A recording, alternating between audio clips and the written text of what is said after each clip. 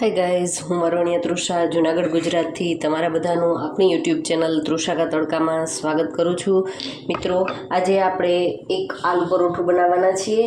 તો એના માટે આપણે જે રોટલીની કણક હોય એવી રીતે થોડું એવું નિમક નાખી અને આ કણક બાંધી છે. એક નાના બાઉલ જેટલો લોટ લઈ અને કણક બાંધી છે. અને જુઓ, આ કણકમાં એક ખાસ વાત ધ્યાન રાખવાની છે કે આ કણક છે એ રોટલીથી થોડી સોફ્ટ રાખવાની. એ આપણે જે પૂરણ બનાવીએ છીએ એ પૂરણ જેટલું થીક હોય છે એ પ્રમાણે જ આપણે આ જે આપણો લોટ છે એ પણ આપણે એટલો જ કઠણ રાખવાનો છે. એટલે મીડિયમ કઠણ હશે તો આપણા આલુ પરોઠા છે એ ખૂબ જ સરસ બનશે.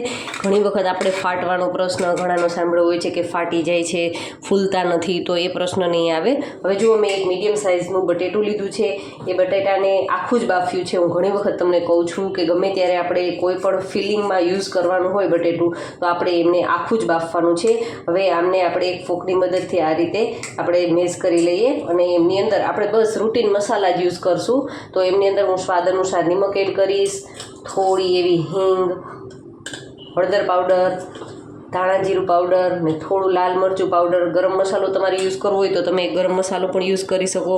હું બાળકોના ટિફિન માટે બનાવું છું એટલે મસાલાનો ઉપયોગ થોડોક ઓછી માત્રામાં કરું છું. હવે એની અંદર ધાણા ભાજી એડ કરી અને આ પૂરણને આપણે સારી રીતે મિક્સ કરી લઈએ.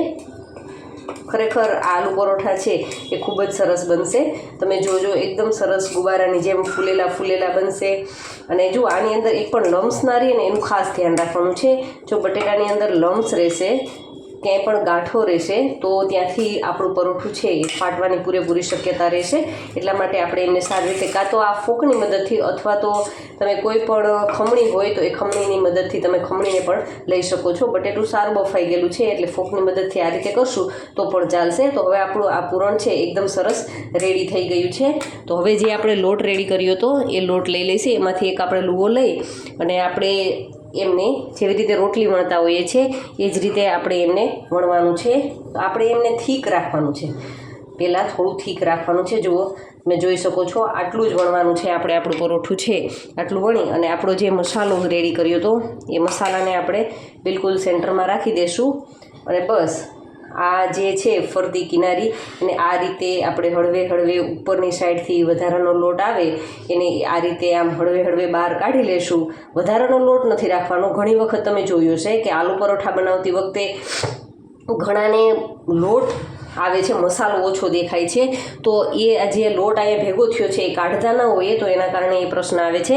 પણ આપણે જે ઉપરથી વધારાનો લોટ આપણે કાઢી લેશું તો આપણો એ પ્રશ્ન સોલ્વ થઈ જશે. અને બસ હવે આને એકદમ હળવા હાથે આ રીતે અટામણમાં બોળી અને વણી લેવાનું છે ને એકદમ ઇઝી. થોડું થીક રાખવાનું છે કારણ કે આપણે એમની અંદર બટેટાનો ભરપૂર મસાલો ભર્યો છે એટલે આપણે આ પરાઠું છે એ થોડું થીક રાખીશું. તમે જોઈ શકો છો, એકદમ સરસ આપણું પરોઠું છે પાટલા વેલણમાં ક્યાંય પણ ચોટ્યા વગર એકદમ સરસ વણાઈ ગયું છે. તો હવે આપણે ગેસની ફ્લેમ ચાલુ કરી અને આપણે એમને શેકી લઈએ. હવે જુઓ, આપણી લોઢી છે એ પણ સરસ ગરમ થઈ ગઈ છે. તો આપણે જે પરાઠું વણ્યું હતું આપણે એમને સારી રીતે શેકી લઈએ. તો આપણે પહેલાં પણની અંદર એમાં ઓઇલનો યુઝ કરવાનો નથી. આપણે એમને પેલું પણ તો એમને એમ જ આપણે સારી રીતે ચડવા દઈશું. તો એને એકાદ મિનિટ માટે એમને રહેવા દઈએ. હવે જુઓ, એકાદ મિનિટનો સમય થઈ ગયો છે તો આપણે એમને હળવેથી પલટાવી લેશું અને બીજી સાઈડ આપણે એમને સારી રીતે ચડવા દઈશું. અને ઉપરથી આપણે થોડું એવું તેલ ઉપરથી સ્પ્રિંકલ કરી અને આ રીતે આપણે એમને સારી રીતે થવા દઈશું. જો મિત્રો, તમને મારા વિડીયો ગમતા હોય તો તમે એક લાઇક જરૂરથી કરજો. અને ચેનલને હજુ સુધી સબસ્ક્રાઈબ ન કરી હોય તો તમે ચેનલને સબસ્ક્રાઈબ જરૂરથી કરજો. અને નીચે આવતા બેલ આઇકનને પણ જરૂરથી પ્રેસ કરજો જેથી કરીને મારા અવનવા વિડીયોની નોટિફિકેશન તમારા સુધી પહોંચતી રહે. હવે એને પલટાવી અને બંને સાઈડથી આપણે ખૂબ જ સારી રીતે આપણે એકદમ સરસ ગોલ્ડન બ્રાઉન થાય ત્યાં સુધી આપણે એમને સરસ ચોળવી લેશું. તમે જુઓ, એકદમ સરસ એમનો કલર દેખાય છે. અને ખરેખર જુઓ, તમે ક્યાંયથી તમને ફાટેલું કે એવો જે ઘણી વખત પ્રશ્ન આવતો હોય છે તો એ પ્રશ્ન પણ તમને આમની અંદર નહીં દેખાતો હોય. અને ખૂબ જ સરસ ફૂલેલું દેખાય છે આપણું પરોઠું પણ. તો હવે એમને સારી રીતે આપણે ચોળવી લઈએ. હવે આપણે એમની સાઈડ ચેન્જ કરી દઈએ અને બંને સાઈડથી આપણે સારી રીતે એમને ચડવા દઈશું. અને ઉપરથી થોડું આપણે એમની ઉપર તેલ સ્પ્રિંકલ કરી અને બંને સાઈડથી આપણે સરસ રીતે ચડવા દઈએ.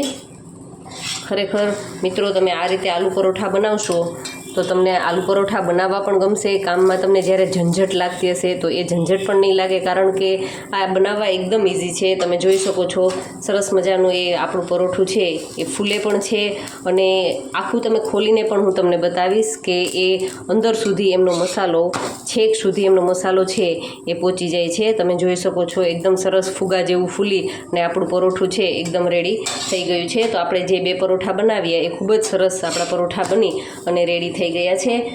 તો આપણા આલુ પરોઠા છે એકદમ સરસ બનીને રેડી થઈ ગયા છે. તો હું તમને કટ કરીને પણ બતાવી દઉં કે એમનું ફિલિંગ છે એ છેક સુધી છે. તો આપણે એમને આ રીતે કટ કરી લઈશું. તમને હું ખોલીને બતાવું તો ક્યાંયથી તમને એની અંદર લોટ જોવા નહીં મળે. છેક સુધી એમનું આપણે જે ફિલિંગ કર્યું હતું એકદમ સરસ. તમે જુઓ વચ્ચેથી માંડીને છેક કિનારી સુધી, ઉપરથી નીચે સુધી આપણું ફિલિંગ છે એ સરસ મજાનું થઈ ગયું છે. અને આપણા આલુ પરોઠા એકદમ સરસ ટેસ્ટી પ્લસ ઝડપથી બની જતા અને ઓછી મહેનતમાં અને ખૂબ જ સરસ બનતા આપણા આલુ પરોઠા એકદમ સરસ રેડી થઈ ગયા છે. Thank you for watching my videos.